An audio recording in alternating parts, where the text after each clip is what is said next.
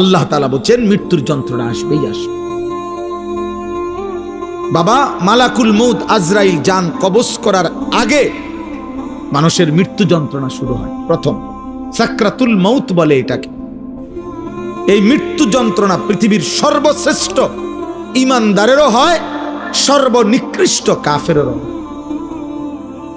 আমাদের প্রিয় নবী সাল্লাল্লাহু আলাইহি ওয়াসাল্লাম থেকে শুরু করে সমস্ত আম্বিয়াদেরও, আউলিয়াদেরও, সাহাবাদেরও মৃত্যুর যন্ত্রণা ছিল, সমস্ত বেঈমান কাফেরদেরও মৃত্যু যন্ত্রণা ছিল। বাকি অনুভূতি ভিন্ন, যন্ত্রণা বরাবর আছে সবার, কিন্তু অনুভূতিটা ভিন্ন। ঈমানদার যখন মৃত্যু যন্ত্রণা শুরু হয় তার দিল খুশি হয়ে যায়, সে ভাবে আমার রবের মুলাকাত, আমার বন্ধুর মুলাকাতের সময় হয়ে গেছে। বেঈমান নাফরমান পাপী মৃত্যু যন্ত্রণার মুহূর্তে পাগল হয়ে যায়, অস্থির হয়ে যায়, অস্থির হয়ে যায়।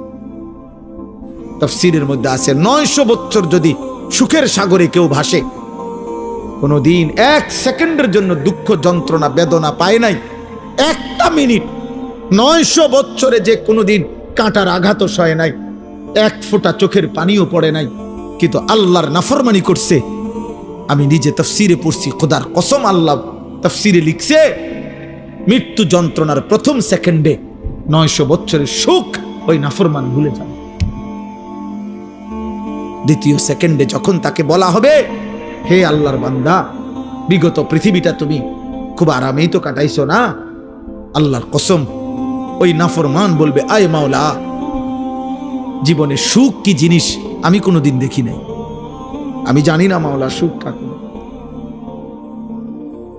1 সেকেন্ডের মৃত্যু যন্ত্রণা তার 900 বছরের সুখ ভুলাই দিবে। আমার কাছে আরবি কিতাব আছে, ওয়াজাআত সাকরাতুল মাউত বিল হক, এই আয়াতের নামেই কিতাব আছে আরবি। আমি একটা উর্দু কিতাবে পড়ছি, মৌত কে পুর আসরার ওয়াকিআত, ওই কিতাবে আছে হযরত ঈসা আলাইহিস সালাম আল্লাহর হুকুমে কবর থেকে, আল্লাহর কুদরতে, ওনার একটা মুজিজা ছিল, উনি কবর থেকে মানুষকে জীবিত করতে পারতেন। উনি ডাক দিলে, কুম বিইজনিল্লাহ বললে, নাম ধরে বললে, একেবারে 1000 বছর না, নূহ আলাইহিস সালামের জামানার মানুষও দাঁড়ায় যেত।